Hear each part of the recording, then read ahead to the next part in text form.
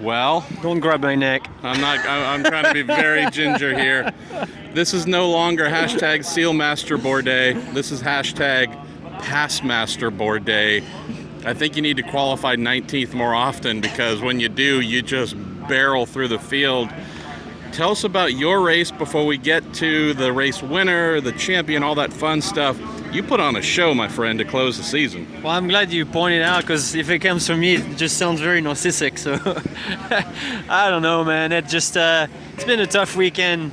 When you get a 4-day weekend and you tweak your neck on day 2, you make for a long couple of days in the sure wear. And honestly, I actually didn't think about it at all during the race. It's just took me a little while to get going, because having your head stuck in the car is just such a weird feeling. It was wedged in completely so it couldn't move. I think you fell back to like 22nd, 23rd at one point. Yeah, the guys were really aggressive, and I was constantly on the wrong side of the road and getting past. I'm like, man, this is not working out. And so Marco went by, and then TK went by, and Mateus went by. I'm like, jeez. Come on, man. Get going. We were getting Vautier dressed up in the pits just in case. So, I mean, there was a contingency. But kidding aside, things started to come to life. You got into a groove. Balance was what you needed. Pit stop timing. It was a really smart race between you and Craig Hampson. Yeah, I mean, we just basically... From my perspective, I wasn't going to be able to pass enough cars or drive fast enough to make up for like 19th to whatever, let alone 22nd to whatever. So I just kind of drove the long race, and just settled into a pace once I got past, and tried to take care of my tires as good as I could. Really smooth on the power down, and playing the long game. And it started to pay dividend after like 10 laps, and then guys started to come in the pits, and I kept going a little faster, and they came out of the pits and they were actually slower than us. So that was working out really good, and we picked up a bunch of positions like that, and then reproduced the maneuver in the next stint, and then obviously there was that timely caution for us that kind of brought us back towards there obviously was a bit of a gap that had accumulated through the race, and then I had one last set of brand new red tires for the end. There we go. A bit of a repeat from Mid-Ohio last year, and they definitely put those babies to use, and had a really strong out of the pits, and stayed in front of those guys and passed Inch, and then set forwards after that, and it was fun. I mean, it was definitely a fun day, just trying to find that balance between being aggressive but just being underneath what the tire could take to just bring it the distance. But there was a lot of, okay, let's push, not too much. It's like no wheel spin. Damn, I got a wiggle. So it was really stressful, because you could definitely feel that you only had so many chances at hurting that tire before just give up. So really quite happy, and really happy for the group. That Sealmaster Honda number 18 guy has. They worked their butts off, and we really got nothing to show for this year. And 19th to 7th to finish the season, set sail for hopefully. What's a prelude for a good 2020. You hear people cheering when we're talking about that. Here we go. Here's the transition. Very nice of them. So, I don't know if you saw much of him, but there's this 19-year-old kid we were talking about yesterday, Colton Herta, who was on pole and led, whatever the number.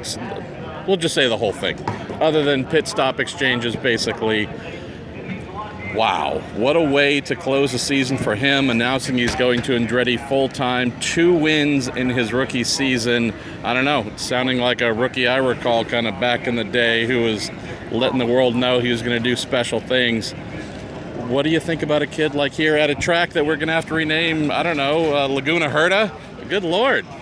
I mean, he's definitely been the revolution of the season. There's no arguing that at all. I kind of hope that they break the pair, Colton, Nathan, because if they don't, I think it's trouble for next year for all of us. But they've definitely taken us to town, a few times this year, and it's a weird thing. I mean, you see that kid just like making us look pretty stupid at times, and it's not like we're not trying either. So it's hard for people to make us look stupid, so it's all the more impressive. Let's talk about Josef Newgarden. What? Come on. You can't fall out in the last Hamburger and French Fry show of the year, Bourdais. Come on. And we're not editing any of this either. No, you don't have the time. You got to drive back home. Well, I got the time. I just don't feel like it. I'm being an ass. Josef Newgarden celebrating his second championship. That's a kid who looks like we could be doing this many times again in the future. Haven't had a chance to speak about him a whole lot this year, but tell us what you've seen in Josef in this Penske organization that makes us think, wow, this kid's on a pretty amazing trajectory. Yeah, I mean, obviously they figured a lot of things out over the winter, rolled out and, just buzzing, like just flat out strong and dominating and, winning a bunch of races and being on pole and, really putting them in the best position possible to be that title contender that they've been all season. And pretty impressive, really. A bit of a hump, It's just like, oh, what are you doing? Like, it almost looked like it could have just folded that championship a few races ahead of time. There was some Pagenaud and Rossi pressure for sure. But like you look at Mid-Ohio, look at a few instances where it looked like it was like well in round to just like clinch it early, and racing's racing, and did his thing again, and he had to suffer a bit and get himself in that last race where it's never easy. Like, you got a big lead, but you're at the mercy of anything that can happen in racing. Meaning a mechanical, someone makes a mistake, you make a mistake, and then the championship's over, and all the efforts, your efforts and the whole team are vanished, and that's a tough place to be. I've been there before, and it's not a fun weekend. Wow. And so definitely a strong, a smart race for him at the end there, just kind of doing just what he needed to do, not exposing himself. When I got to him, he kept the door wide open. It was like, after you, sir. He put his blinkers on, actually. It was telling you which side he wanted I you to go. just pointed my nose and figured, let's see what he's going to do. And he just waved me right through. Wow. I'm like, okay. So that was pretty cool. But he definitely did just what he had to do. And that was smart of him. Let's close on the rest who are vying for a title. Our friend Simon Pagenaud stopped by just a little while ago. My high school French isn't what it used to be. I know I heard a couple curse words in there.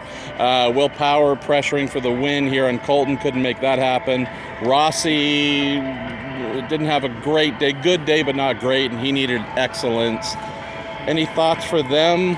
What they might be thinking now, knowing that they came close, but Josef might have been a little too far out to have a realistic shot? What do you feel when you come close but you don't get there? Yeah, I mean, Simon actually was really strong, and, and you would expect that from him on a race where tire management is very strong. I think, his feel and his experience at managing tires is obviously very good, and they got really good cars, and he put it to use.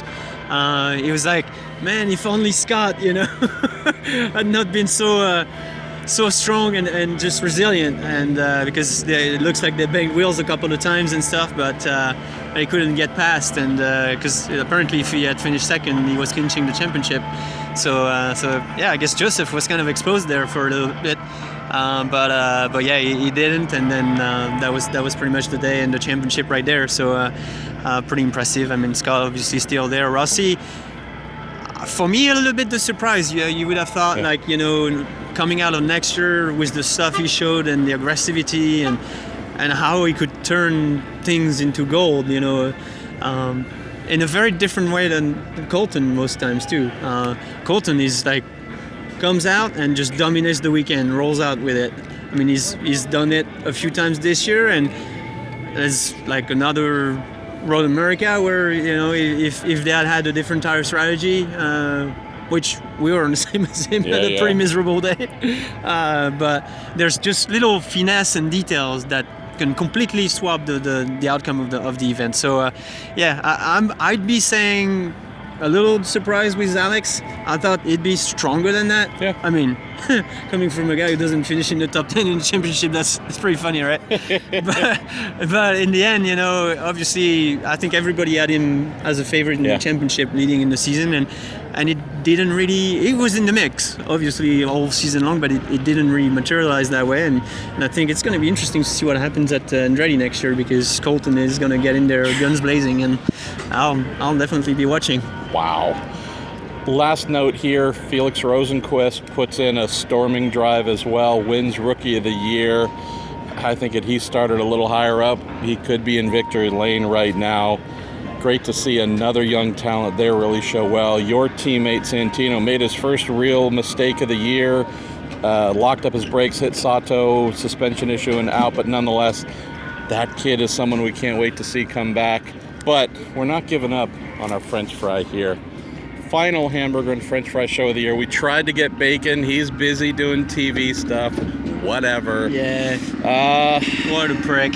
Well, love you, brother. I hate the fact that we're not going to get a chance to do these for a little while, but it's been fun. I think folks have come to love themselves some Sebastien Bourdais, so I just hate to see what he's going to charge me next year for these. Yeah, right. I wish I could charge something. Anyways, I missed you for that time off during the season, and I sure hope that Chabral just, gets on the way to full remission and just maybe shows up at some point. That'd be cool. She's embarrassed of what her husband does and the people she hangs out with. I don't know, maybe she'll straighten you out. All right, good to see you guys. 17 years, ain't happening. See you in 2020. Thank you.